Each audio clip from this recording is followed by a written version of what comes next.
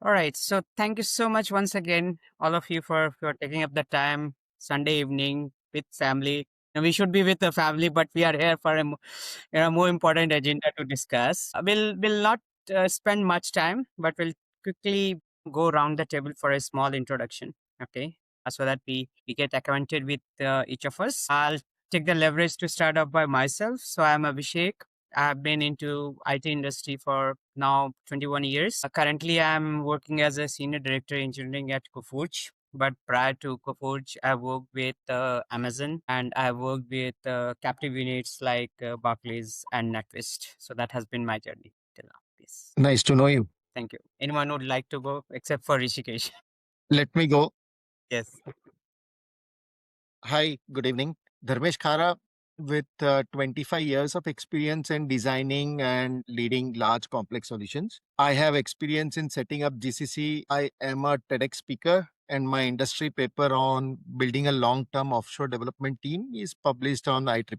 I have good experience working with clients across geographies, US, Europe, Australia, and I have led cloud transformation, resource optimization, migrating large monolithic to cloud native solutions. And I have seen firsthand the equation of cost waste is equal to energy waste. Overall, with this 25 years of experience, I have means experience on both product as development as well as services and consultancy. And I means delivery and engineering, delivery governance and engineering practices are my forte. And along with this, I prefer to keep myself abreast on latest technology. So I'm having deep technical know-how on cloud technologies, AI, Gen AI, and DevOps, including DevSecOps and FinOps. So yeah, that's a brief about myself. Thank you. Anyone who Yeah, would like I to? can go next. Yeah. My name is Venkatesh Devarajan.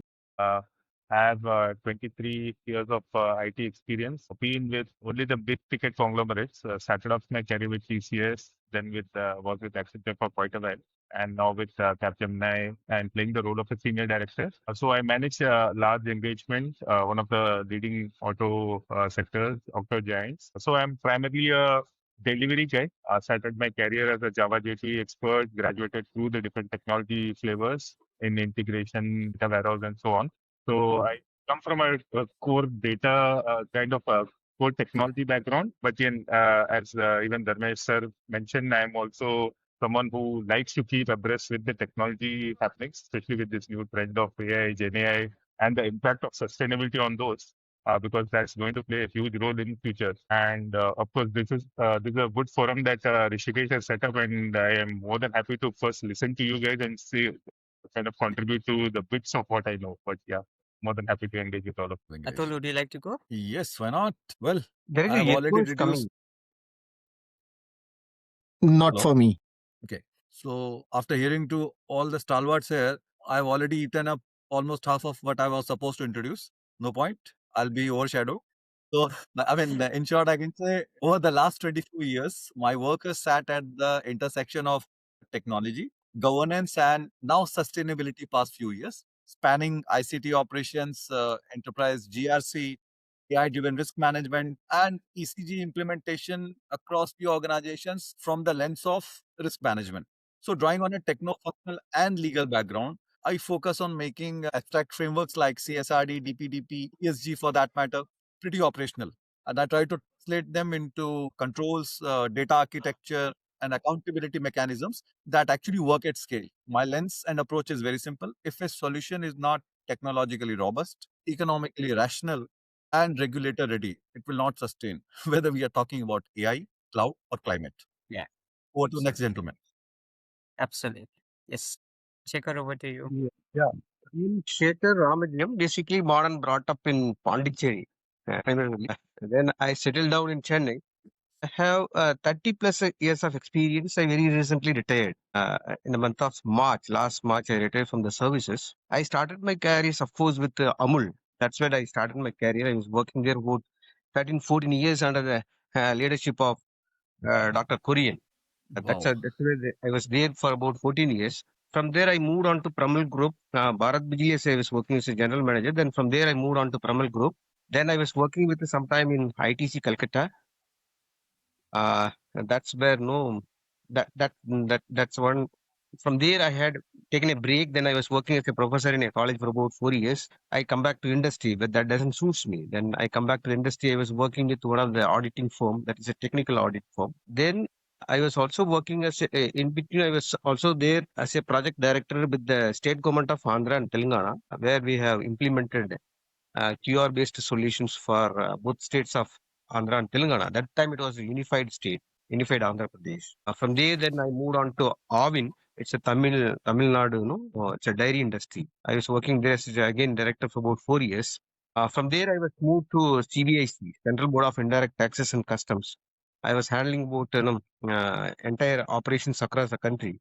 Typically, it's more of export import. They deal with the 200 plus countries, short countries. That's the kind of things where I was playing a key role in delivering and managing the team across India. And if you look at it, all my profiles, it's all national profile. That's my background. I have done my very recently my MBA. Then I also certified director, independent director, which is certified by Ministry of Company Affairs Total. That's it. My background. Yeah. Thank you so much. I think that's fantastic. Legacy of rich experience across technologies and domain, and that I'll take this opportunity to kick off our today's discussion. I think this is one of the most demanding and one of the hottest topic that one would put light on the role of technology in sustainability, environment sustainability. I would say this is a conversation that needs both urgency and the depth in the current economic scenario.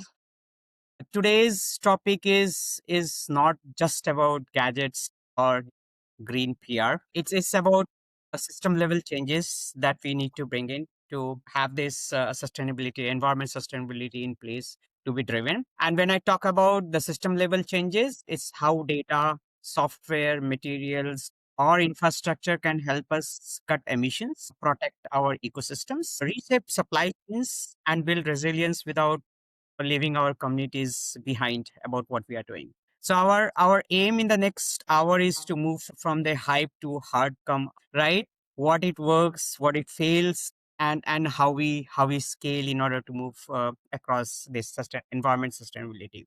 Now, whole of our discussion for the next hour will navigate within three broader topics.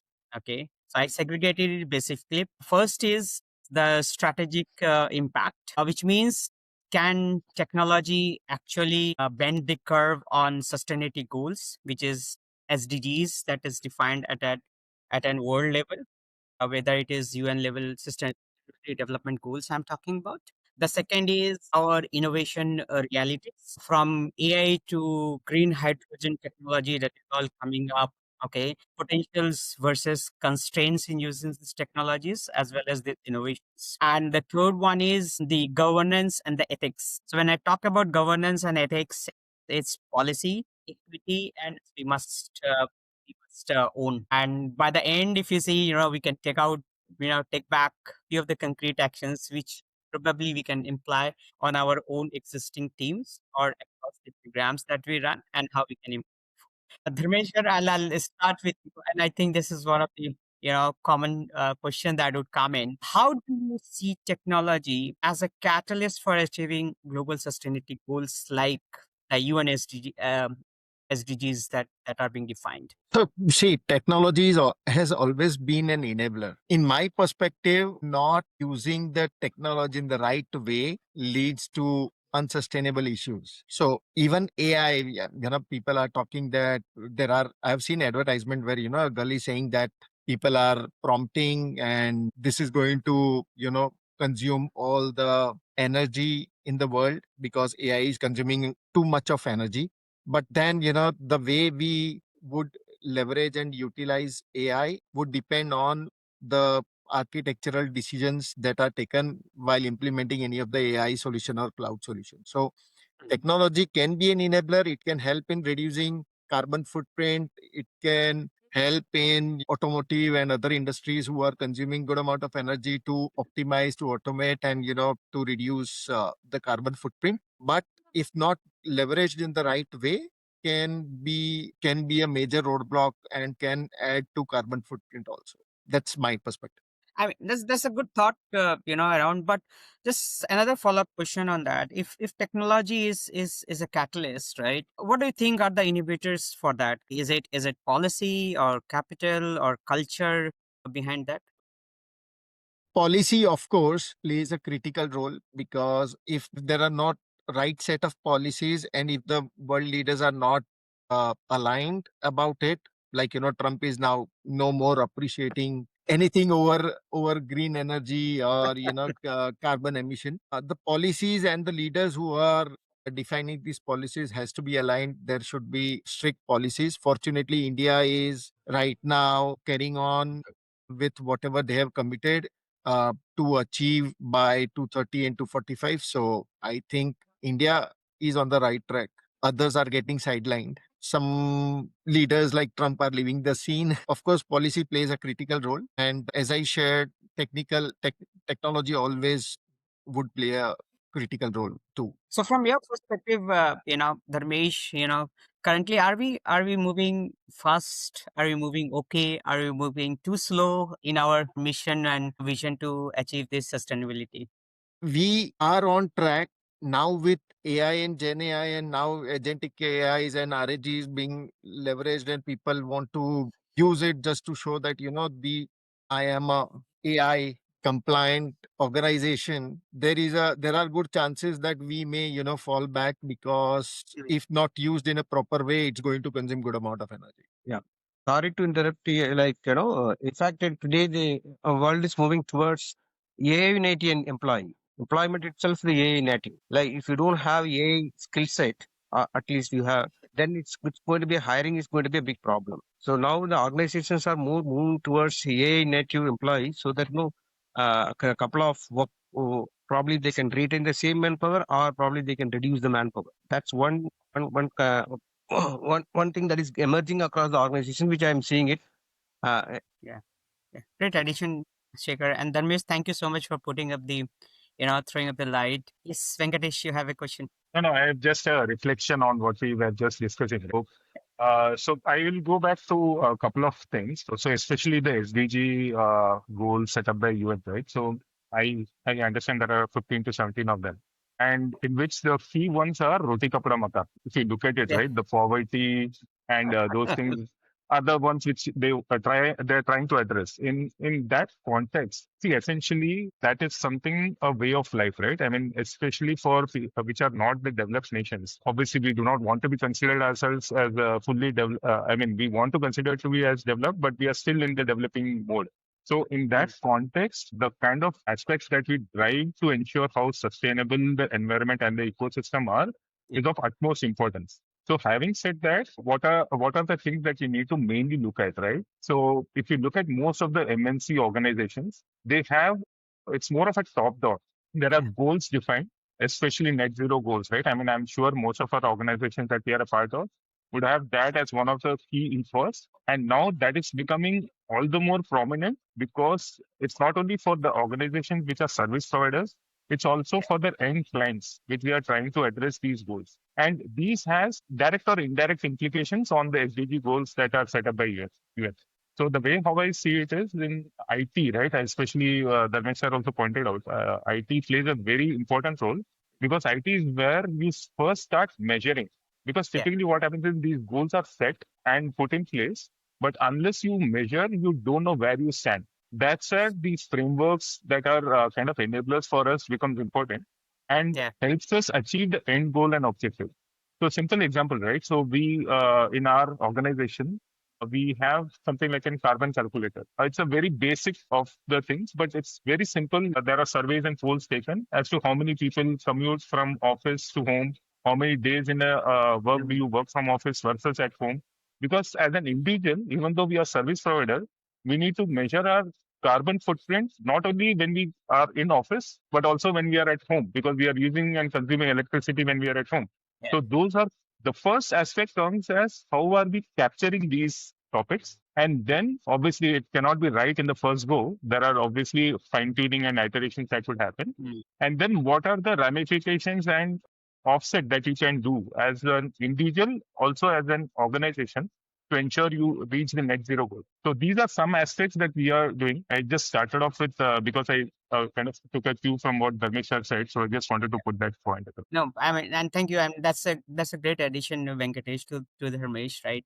So continuing to this, so probably just another one which to you, Venkatesh. Okay, so can technology truly decouple economic growth from environmental degradation, or that's totally an unrealistic expectation that we can set up? Okay.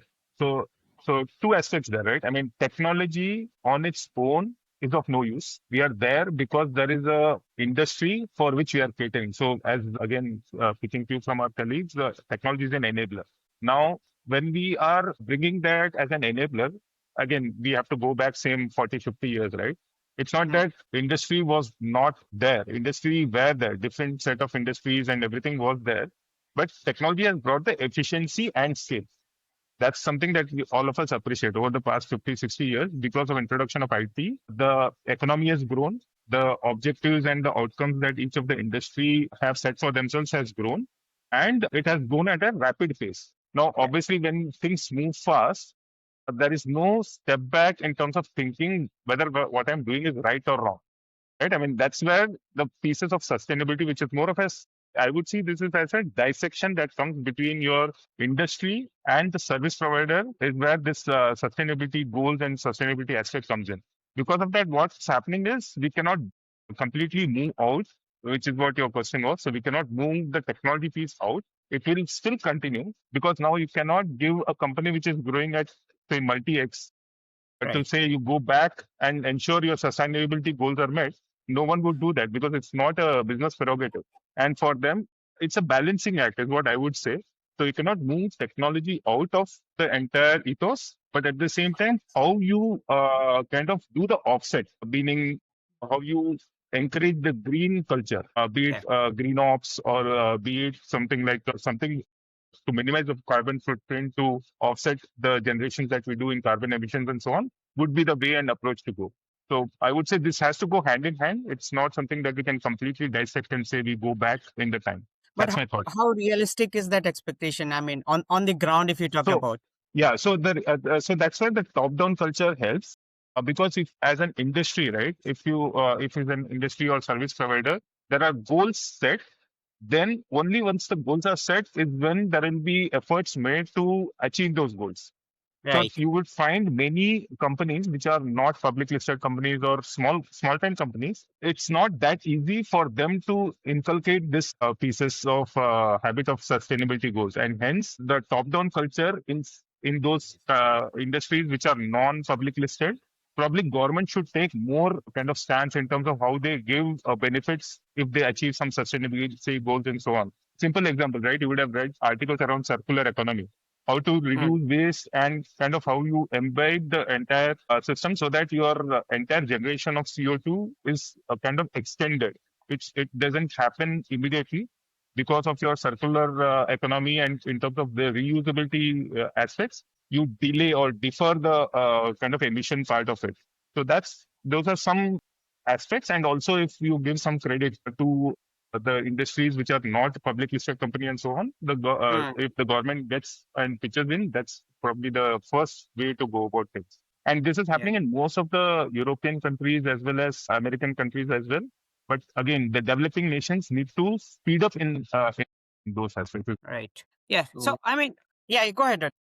yeah, actually, sorry to interrupt if I'm not trying to hog the limelight, but I'm really impressed, especially Venkatesh and what he continued where Dharmesh has left, and he picked up. That is very much essentially the scenario and the statistics that I'm juggling with past some time now. I'll give you a couple of things, and for that I'll borrow a minute or two more probably. But let's start with India's position. Achievements are substantial and deserve recognition. India ranks fourth globally in renewable energy installed capacity, third in solar capacity. And we are not talking margins, we are talking consequential. India's renewable energy capacity has grown at a 15.4 roughly compound annual growth from 2016 to 2023. That translates to 170% growth in a decade, not percentage point, percentage growth. Targets that India has put across for 2030, etc. So trajectory is credible. India has already achieved 50% non-fossil fuel capacity target ahead of schedule, currently at 45%, with 2030 as the original target. Our solar and wind installations are exceeding. So, by emission intensity, let's get to the core now. India has achieved a 40% reduction compared to 2005 levels, on track again for the 45% NDC, nationally determined contribution target by 2030. This is a world-class performance for a developing country with 1.4 plus billion people managing simultaneous development needs. Green hydrogen represents a forward-thinking infrastructure. We have committed to, me means India has committed to 5 million tons per annum production by 2030, I guess, backed by 125 gigawatt of dedicated renewable capacity. Now, here's where candor becomes essential, the structural challenges. Our progress marks critical gaps that require immediate attention, and technology, capital, everything will play a role here. First would be that we are using a coal renewable paradox. For example, solar capacity is amazing, but solar generation peaks at the afternoon. Our demands early in the morning or late post evening. So that gap is filled by what? Grid. Grid is using what? Avoiding coal, going to gas. Lesser emissions, XYZ, but again, it's a renewable source or non-renewable source. It's for us to decide now. What we are looking at is that gas plants are meeting their demand. So what we are looking at is battery storage infrastructure grossly missing and grid modernization. Now we are talking about technology to step in and use a magic wand here. Yeah. I'll take back us very. I was really impressed, Venkatesh, when you threw in around, especially the scope and other things, because that's the core that has moved the world. I mean, Scope 1 and 2 Foundation, which started off, I remember from, greenhouse emission norms by World Resource Institute and the World Business Council for Sustainable Development. So Scope 1 and 2 has the technology that has already been deployed. It's available. Best part, it's available and it's deployed.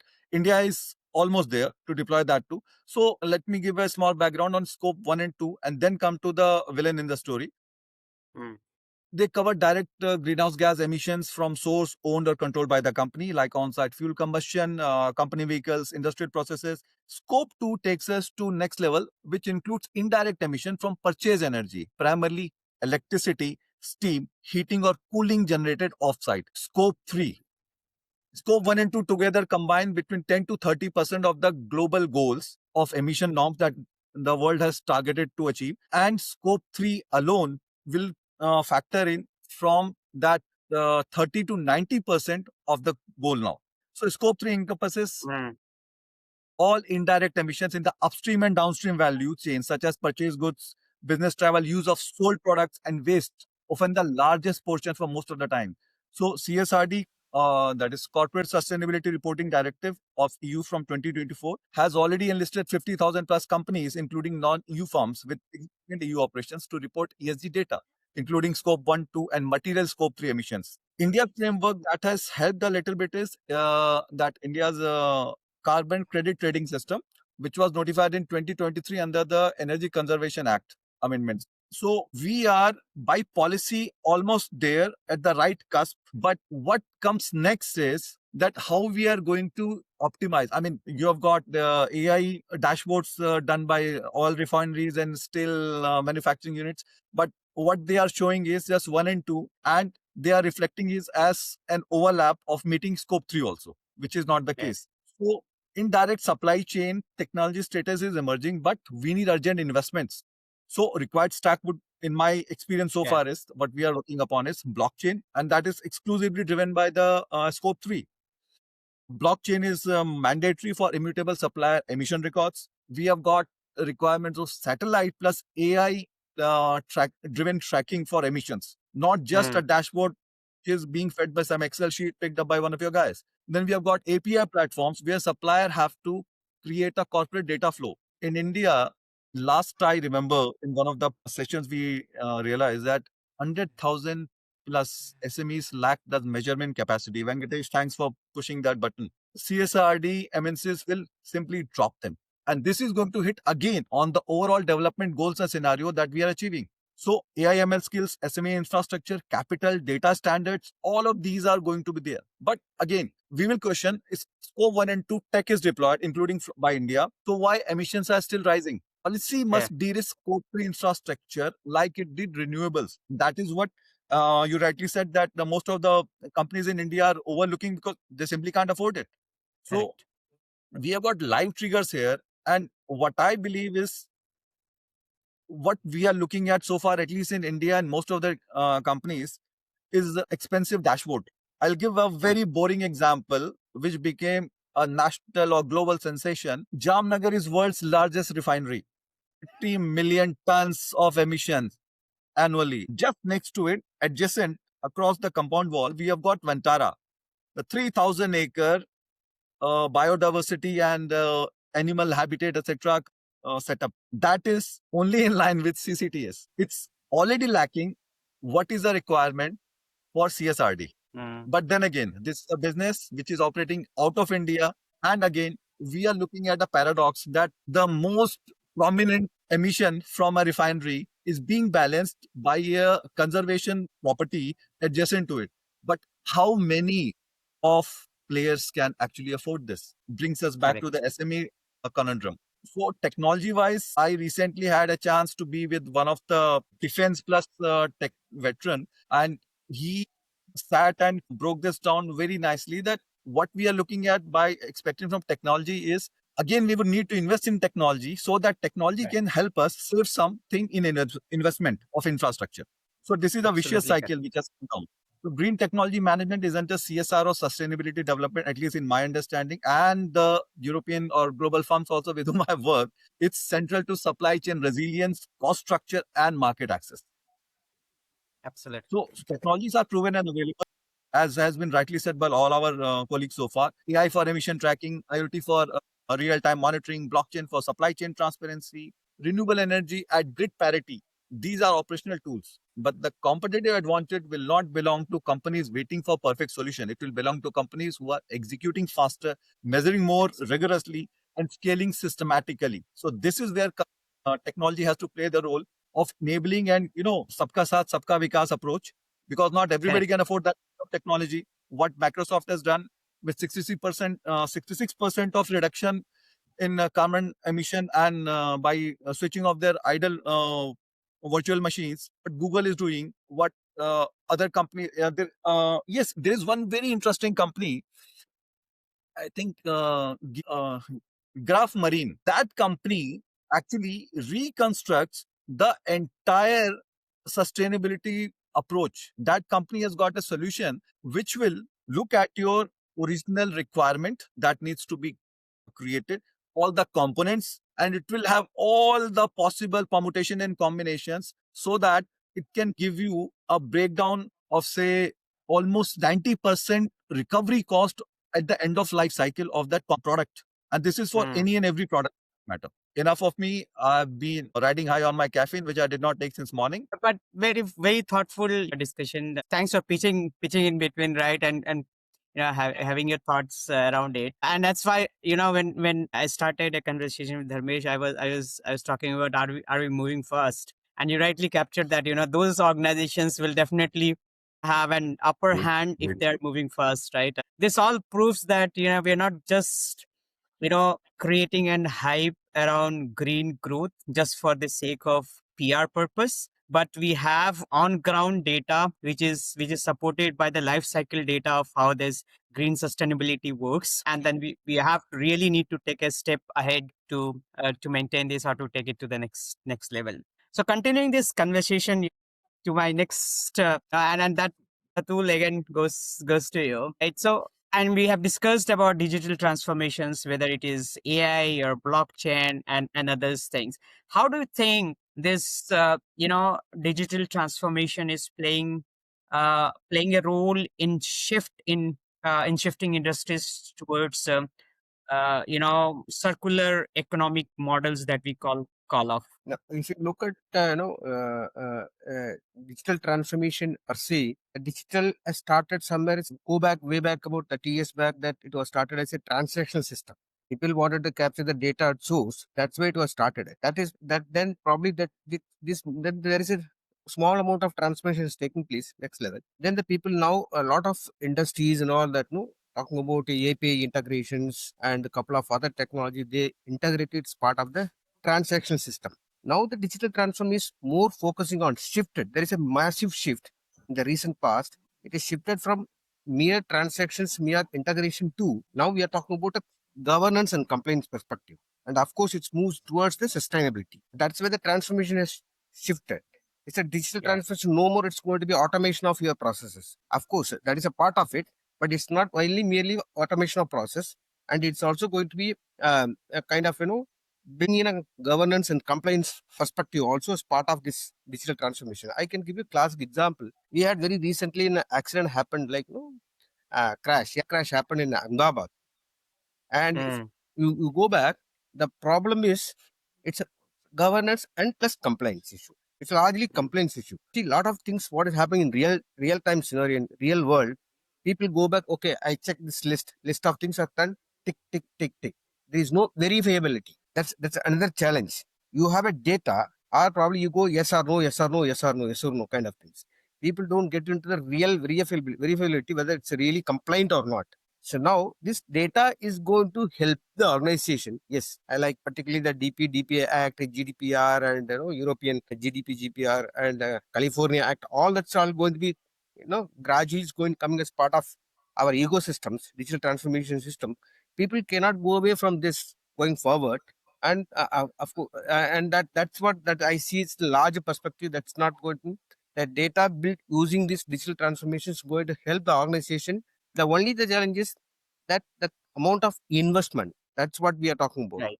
Like I've talked about a lot of things about SME in many sectors. I have seen that many SME I work with them associated with consultant, they have a problem in investing. They said no, they started with investing in one PC and they wanted to use the existing resources for it and all that. They don't want really, they don't have intent to clearly invest it and build the capabilities which can deliver the expected results. That's what I'm seeing. Thank you, Shekhar, for bringing out that thought, right? And I really think that when we talk about digital circularity, right? So it's not just we're not just leveraging that for the purpose of tracking, but we are clearly seeing out that it's just bringing a change in behavior, and it's giving us, I would not say 100% output, but a right output at that at this point of time. But we really need to focus more in going forward. Moving on to our next section about how innovations and emerging technologies can help us in this environment sustainability. So Atul, that's to you. What are the limitations of renewable energy technologies today, and how innovations can overcome them? Actually, I would like to put across, first of all, a short note on the approach to enable the SME affordability, because that is something that we all have agreed on the Yes. largest. I mean, I worked out with a couple of other senior people and industry experts globally also. For India, we have tried to put across, a requirement, because CSRD compliance creates a two-tier supply chain. And most of the Indian organizations are in that supply chain. They are the ones who are suppliers. So the Yeah. two categories in supply chain are, as per the research and trend and everything done, compliant giants and non-compliant SMEs, largely from developing countries, mostly from India in Southeast Asia. So there was a three-bridge strategy that was created and proposed. I don't know how much has that been inculcated so far. This is almost a month and a half back. First one was shared platforms, cloud-based emission reports and measurement. So it was like paper report that was proposed, and it was successfully carried out in few smaller nations in Latin America, for that matter. Then government driven certifications. I will give a very basic example, like ISO 27001 training model has become a baseline. We looked at government requirements or regulatory requirements from IRDI, SBI, RBI, for that matter. Try look at IT Act. Now we are looking at DPDP Act. We look at GDPR. We look at SOC 2 Type 2. We look at PCI DSS, HIPAA, High Trust. Everywhere, ISO 27000 becomes a baseline of understanding and capability to be created. Similarly, we can have certain government certifications norms, and I'm now talking something like ISO 14001 and 50001. like environment and energy scenarios. Most important thing would be MNC supplier portals like Microsoft's Reach. It provides free tools to thousands of suppliers, provided you are the supplier who are going to do something and add value as an incentive in their ecosystem. Something similar needs to be done at different levels and to be created in the economies where technology can be actually democratized when intentionally designed that way. So, first thing would be when can renewables replace fossil fuels at all? Because of that only, we will have the intent to create that technology. Technically, yes. Economically, yes. Operationally, India's great challenges stop me from doing that. So I'll come Yeah. back to now your question. What are limitations of Renewable energy. Yeah. renewable technologies? And Yeah. it makes me nostalgic, makes me feel like when I was in my final year of engineering and asked my dad, I want to have a laptop which should have, for that time it was a huge demand, 512 MB of RAM. Yes. Yes. And my father said, well, I'm in government job and I am not capable enough to do any cross-border smuggling for you to get anything of that sort. Indeed. Otherwise, it will not be possible. So right now, we are sitting in a similar scenario. We have got some core limitations for renewable tech. And I'm telling you, sitting in 2026, first of all is the intermittency and dispatchability. You remember the thing I told you very casually earlier that solar peaks midday, wind days, weather dependent, Yeah. demand peaks in evening, data centers, AI need 99.9% of uptime. Our reality, we are using coal gas to provide that dispatchable power for grid stability. So renewables are, 80 to 90% of capacity without storage. So that is getting lost. So the energy storage gap, the problem is lithium ion batteries exist, but they lack scale, duration, 4 to 8 hours, and cost for grid level backup is astonishing. So our challenges again, evening peak demands is we are looking at 200 to 300 gigawatt daily, and current storage is, hold your hearts, 5 gigawatt hours. Gap is 40 to 50 times. Grid infrastructure lag. This I've seen. Well, by education, I'm a mechanical engineer. And like R. Madhavan in Rehna Hai Tere Dil Mein, I came into IT out of sheer frustration. So I have some understanding from power sector too. And my father, I don't like to highlight this, but he's a BITS Pilani alumni. So I'm from a private college. Thank you. Story ends here. And he has worked courtesy his experience. I have exposure with the Nuclear Power Corporation, Bhabha Atomic Research Center, National Thermal Power Corporation, coal, gas based and combined gas cycles, and hydropower station, which he established under his leadership in Himachal Pradesh. Now, I have seen everywhere this grid infrastructure is a core issue because it's not obsolete or it cannot be upgraded. Grids are built for predictable fossil fuels. They cannot handle variable renewals and the rising demands. Most importantly, we have got EVs running out there. Our grids are not ready to support that demand of electric vehicles charging stations, even like we have petrol pumps. So what you're telling, Doctor, I mean, what you're telling, Atul, is these grid constraints the real bottleneck because they are not renewable themselves, right? Is that the inference that we're getting from? Yeah. Okay. Yeah, technology exists right now to support, say, 55 to 70% being over optimistic of decarbonization. But the constraint is execution via the infrastructure prevailing. Now, there is a good example. Recently, I've read there was a company which has created a 10,000 sensors driven digital twin of its entire existence. And that helped them to realize where they are losing out, where the emissions are high, where waste management is not done properly, Right. and that helped them immensely. But can we do that here?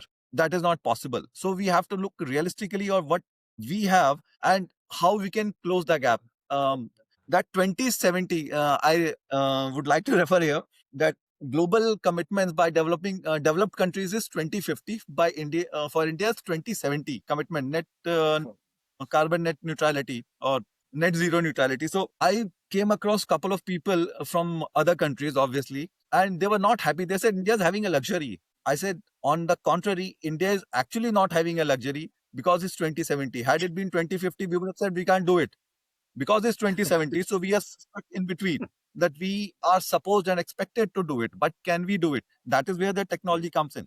Yeah. So Totally agree. we can actually work on couple of. We have got lots of technical and diversified technical experiences here. Believe me, if people like not me, but all of us can pull in, brainstorming scenario on the respective battlefields of work domains, that what is the little that we can do. So, borrowing or fooling even 1 lakh people on via Google app to donate something and vanishing with Right. that money makes a person rich. So if we are doing it with the right intent, and so many people are coming up with so many things, even every organization forget the corporate social responsibility and the incentives and the benefits that the government is going to give to you. Let's do it as a approach, like we used to have thin clients, like we have Tor for that matter. I come from that background also. So everybody is willingly offering their system and their resources to free up and create a pool where multiple hops could be possible. Something similar can be done at the level where we can have the grid constraints and transmission on a roundabout scenario, in a round robin scenario across different states. Because, say, Rajasthan alone contributes to nearly 63% of what we are having in our solar capacity in India. So, technology by IT or ICT alone will not help. ICT will have to enable the existing infrastructure, the competence, and the shortcomings along of what we have. And we have to try to build something to fill that gap first. We cannot Yeah. straight away leave. I mean, I'll not go far. I come from telecom background also. We are using 5G. For anyone who's traveling out of India, I don't need to go describing what's the difference for you. I mean, within India, it's still somehow 4G plus at its best, except for when that call center guy is logging into your network and checking your download speeds. Other than that, it's pathetic. Similar is the scenario for any and every technology adoption. If it's not meeting the ground reality and it's not created on design and implemented from the or with the constraints of the ground here. Yeah. Thank you. Thank you, Atul. So moving on, from these limitations about what renewable energy is, and then we have talked about a lot into emerging technologies, correct? So we have talked about AI, IoT, blockchain, green hydrogen, which are potential drivers for environment sustainability, right? But two questions to you, Dharmesh, right? Among all these emerging technologies that exist into the current technology ecosystems that we can call it off, right? What do you think which is most hyped technology that is going to disappoint us? Good question. Good question. You are asking a technologist about, which technology is going to be. So again, and see, this is not something which all of you are not aware. There is a good amount of discussion going on about AI bubble, and Yeah.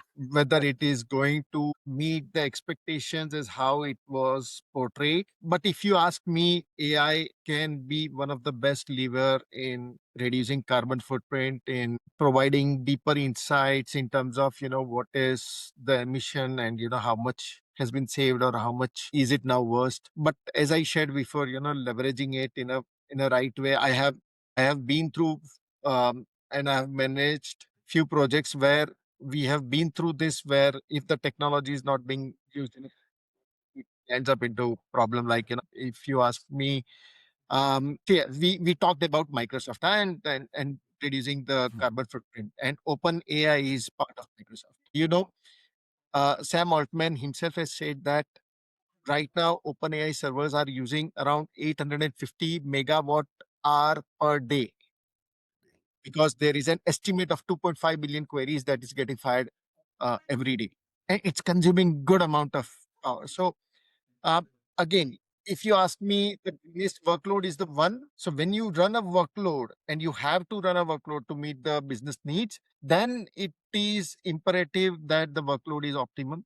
It is not consuming unnecessary energy. Say, for example, right now in US, if you would have seen, the highest levers of AI is in healthcare. There are so Correct. many because of many reasons known to every one of us. Healthcare in US is not only expensive, but it is even delayed.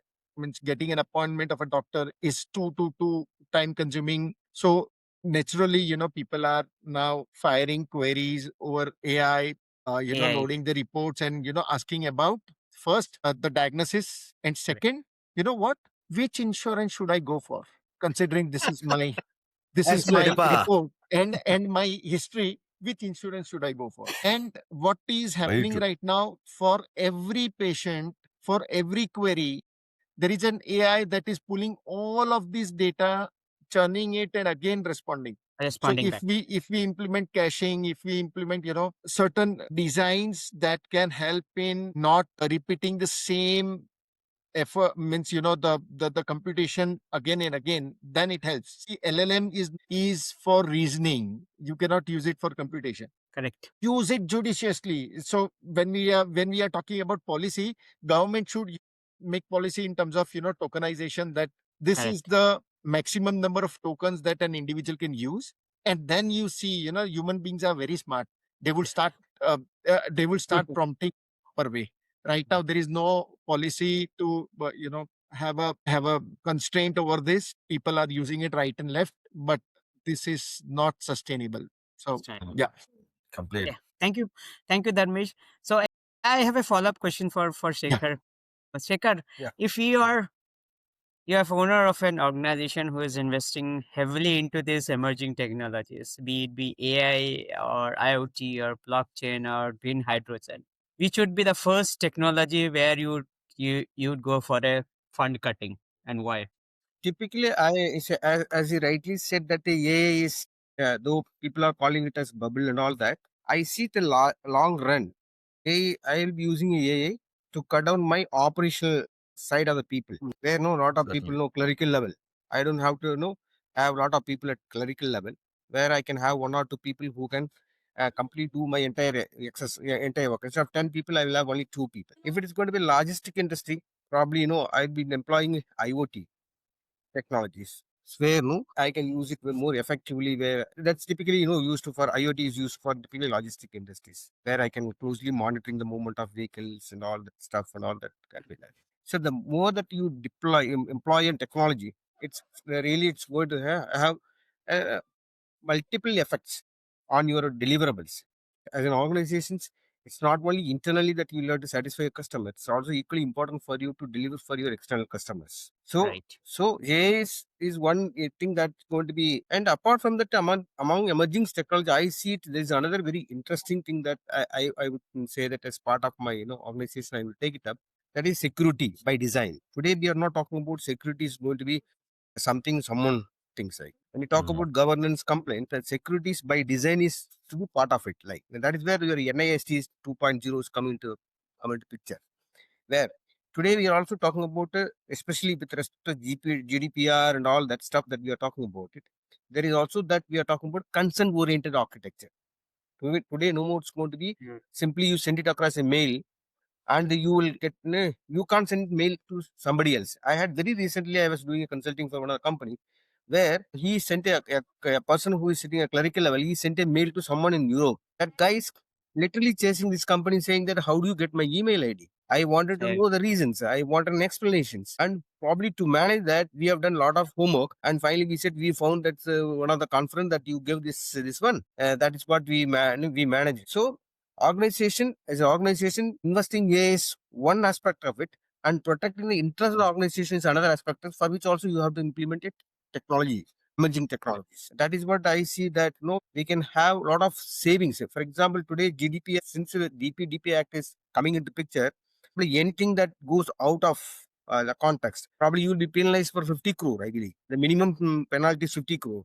And a small organization cannot afford to do such, afford to pay such things. It's also equally important for, as probably, as Atul says that, we should also create, a kind of a pool of people who can, educate all these SMEs also across the country. How important is data and data processing, security, and using the AI, like, what Tamesh is saying that, AI has why people are using left and right, because the people, we as a government of India, we have a policy that we wanted to promote AI across the country. So we are allowing the things to happen. Probably there'll be a time will come, maybe five down the line, or maybe 5 years down, 10 years down the line, there'll be a government will put a restriction on each of these things. Typically, you have your Yes. bank balance, minimum bank balance kind of thing. Like you have started opening up number of banks, you can have zero balance and all that.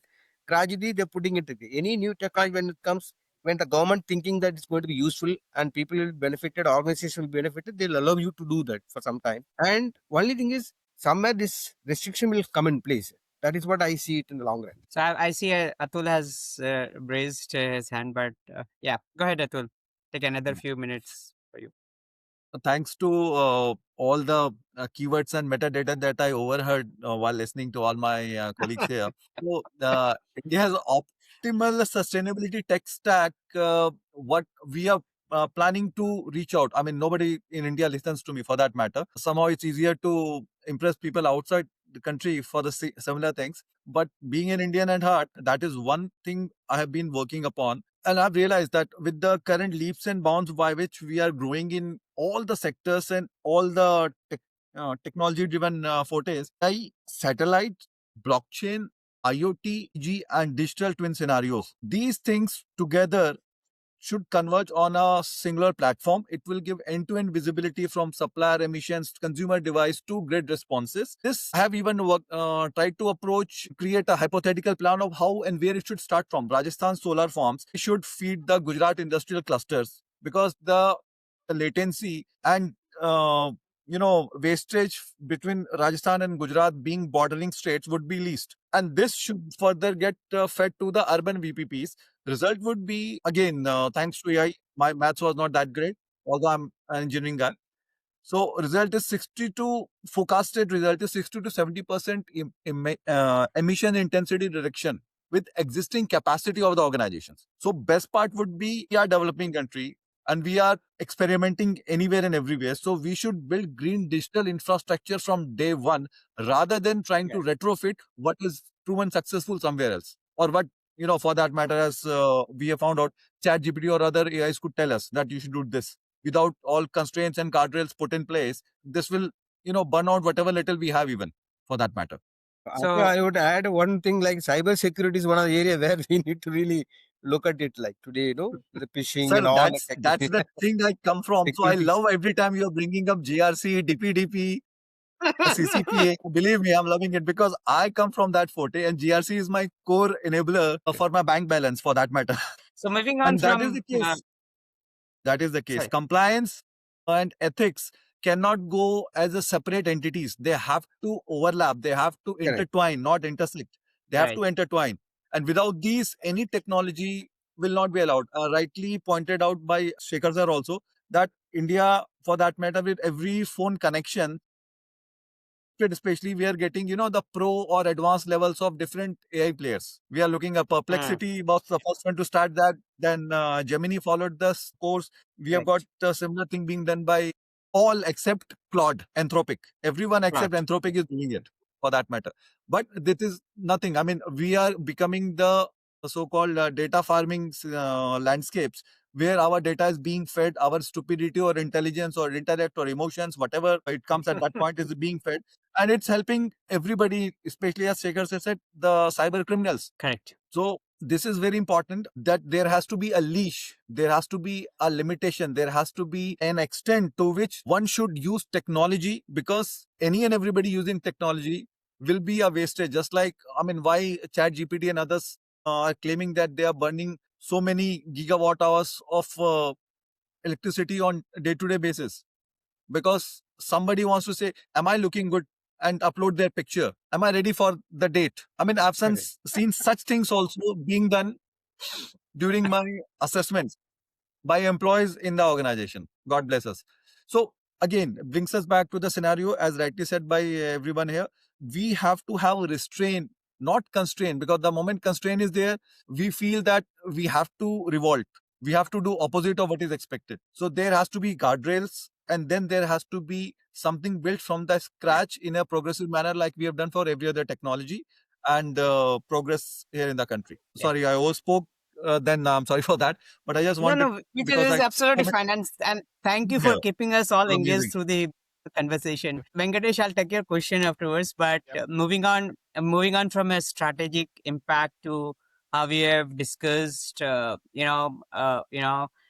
environment sustainability, driving innovations, and the emerging technologies, how that is driving environment sustainability. Policy, ethics, and governance. There are three critical elements which I think is very, very important across the journey that we take for sustainability part of it. So Venkatesh, I mean, this is something which I wanted to get your view. Should government, be it be any country government, okay, mandate only use of certain technologies, for sustainability, or should it be totally market driven? So Market. here is where the interesting topic comes, right? Because government on its own cannot survive. I'll put it that way, in a blunt term, because government needs funds, and funds are generated by businesses. So without businesses, government can't survive, and without government, the policies and the structure framework won't exist. But where is the starting point? That becomes a very crucial topic, right? Because on one hand, we are saying without business, government can't survive, and without framework, you cannot have a structure in place. So if we are starting a new country, which won't happen now, we can put a structure and framework in place and say, this is the guardrail. Now you go and build a business with these guardrails. But that is not where we are. So now it's more of a two-way piece that needs to happen. So obviously you need businesses to exist and evolve, which already exists in most of all the countries. And then you put guardrails which are acceptable by majority of them. Say probably 80% of the businesses agree to a certain norm and structure, and then you build on it. Because what should not happen is there are completely different perspective that gets generated. Like say, for example, this happens, by the way, in terms of GDPR and those data exchanges. I work for European clients, whereas the client is a global client. And they are very restrictive in terms of not exchanging the data outside Europe. They are very, very picky about it. You cannot host a cloud server on in America for a European client. And that's because of the very sensitive nature of how things are structured, and they do not want those exchanges happening. And with that comes the challenge as well as opportunity, is what I would say. Because every country would have its own set of guardrails, but it has to be bound by a global guardrail, which may or may not exist, because not every country would adhere or accept the common framework and standards, because it may impact their business prerogative. But this is where the G7s of the world and so on play a very crucial role, because they have been pivoted as the economic gods of the entire world. They are the ones who should take the first step in terms of how the framework needs to be defined. But again, that is where the likes of Trump play a crucial role, although many of us would hate him. But if there are leaders in the economic prerogative who kind of step ahead and put a structure in place, taking into account the developing nations' perspective, that is the way how we can see this evolving and going further. That's the short perspective that I had in terms of how things are. And just one aspect which I just wanted to bring in is on in all these parts, right? Especially we talked a lot about AI. The topic of responsible AI is going to be a crucial topic going forward, in terms of not only what we do in terms of execution, but also in terms of perspective of who is using the AI as a topic, right? So that's going to be a crucial in days and times to come. And all of us would need to gear up to kind of see how optimistically and optimally we are able to use AI. Yeah. So that's where I will leave my thought. Yeah, so just to add to what Venkatesh was saying, there's a good saying: architecture skills responsible. Absolutely. I wanted to add to what Venkatesh said. Typically, the policies driven by uh, no, business entities. Like you take when you wanted to frame a policy, what happens in India? You all know that we call up all industries, and we take all the inputs. Then we formulate a policy. Then the policy is driven by the government, but the inputs are given by the organizations, the leading organization across the country. Then it goes for implementation. When it comes to implementation, actually the implementation, the ethics are supposed to be followed by the organization. The organization only gives the inputs, but ultimately they have to follow the ethics, and the governance, the watchdog bodies are supposed to take care of the governance aspect of it. That's my view. Fantastic. Thanks. And probably the last one before we close it off. And this I'm opening it for the entire forum. Anyone can pitch in and give their views. What role should public or private partnership, right, in scaling sustainably technology solutions globally? Is it should be only publicly driven or private driven, or it should be a mix and match of both public and private relationships? It should be mix and match for it. So they need good leaders who can show the real money saved. And then, of course, they would be eager to have that technology and solution. And the public should be willing to work for those private companies who are sensitive about it and are ready to make this world a greener world again. So, it all depends on how are we taking up things. If just for salary, if I'm joining an organization that is the worst in carbon emission, then I'm also equally accountable and responsible for making earth the worst place to live. Yeah. That Added to we that, are not being yeah, penalized for working for such organizations. correct. In fact, Yeah. yeah, Government can have policies where they can tax correct. such employees more. Not more Yeah, than what we are already paying for. Why not? Why not? If you're contributing to Well, Venkatesh, let's ask Dr. Sitaraman. Believe me, she will differ. You're not paying enough yet. Cool. But we are the Well, only but 1% I that is feel, paying. added say to again, but I Dharmesh feel, Kara message, see, this is absolutely is correct. Like a private-public partnership always help, yeah, because if you create a success story of any innovations Mm, or any activity that you take through public-private participations, the success become can be easily replicated because there is a acceptance of public. true. True. Absolutely. so we have got this compliance driven globally. GDPR was the first thing that stirred the hornet's nest, and most of the countries followed thereafter. But Mm, ESG cannot be a GDPR copy paste approach. I mean, like developing nations need more right. like DORA style operability because that is industry specific. That is Mm, catering to the constraints. So that Digital Operational Resilience Act actually is far more structured, sensible than GDPR, and most of the people in Europe even agree for that matter. So if we are looking at ESG plus public-private partnership framework, then as I mentioned, NIS2, DORA, GDPR, such things succeeded because government de-risked private execution. In ESG, we need the same. For yeah. our public-private execution model, there could be the government gives that particular capital and the framework of standards. Then private sector will do the execution and innovation on top of that, aided Okay. by government. Right. That will fill the viability gap of funding and mandatory standard being taken up, created, and other challenges. So ESG cannot be government decree or corporate voluntarism. It needs structured PPP, as you have rightly pointed out and suggested. We already got Digital India, renewable targets, Aadhaar as the best PPP formulas which were created with public de-risk capital and private deploys the technology. So we can have something similar being created, and I'm pretty sure this could go ahead and take government's current scenario a notch higher than rest of the countries.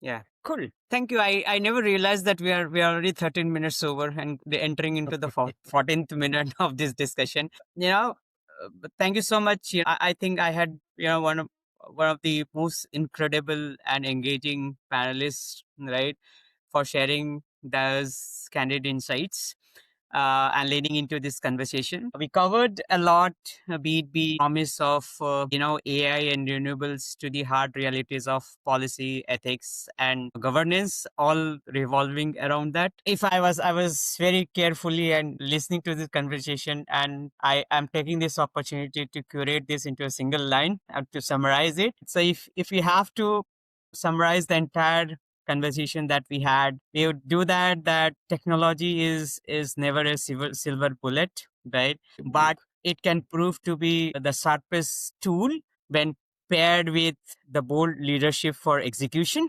correct, and Perfect. our systematic way of thinking of driving the policies and the direction that we are setting forward to. So thank you once again. And I think it has been one of the most incredible discussions. One of the key takeaways that we take from this discussion is let's take what action we can take from this discussion and go back and ponder and think over it in terms of in terms of whether it is a pilot project or a partnership, or maybe where we have the authority for a policy push on the government side of it, and how future, because the future all depends upon what we are doing next. We have already laid the foundation, but it all depends upon what we are doing next for driving the sustainability over a period of 3 to 5 years. I never say it's a 1 year game, but that's what I mentioned, is 3 to 5 years. So let's make sure that technology doesn't just power progress, it powers a planet that we are proud to thrive upon, we are proud to live upon, and that's the legacy we are going to leave for our children's going forward. So thank you once again.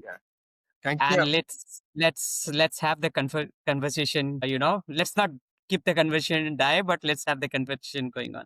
So thank you once again for this lovely evening. And I know everyone's married here and their wives are waiting for the dinner, so mine is mine. So thank you once again, till we Abhishek, meet next time. Thank you so much. Abhishek, before we all part ways, I would really like to appreciate a patient and very versatile approach of moderation that you have delivered here. I mean, you kept Absolutely, my all of us pleasure. engaged. There were people like me who came from a background and habit of popping into classes when one period is over and start trying to add value and get smart and get teachers' attention. Believe me, you have been that kind professor who has accommodated all of us. Thank you for saying that. So I really appreciate that. No worries, no And worries. coming back to that I marriage really loved scenario, every bit and every second of the conversation that we had, and probably we'll have more engaging sessions and I sometime. wanted to speak when we initially started initially, being married is probably the reason that we very happily agreed to come here, sit in a closed room all alone and talk to peers, man. And that too on a Sunday evening. And that too on a Sunday Yeah. evening, yes. Thank you so So much, really, it was and amazing. wish you all Thank you, everyone. a very productive week coming, and happy Makar Sankranti to everyone. Thank you, Abhishek. Thank you. Thank you. Thank you.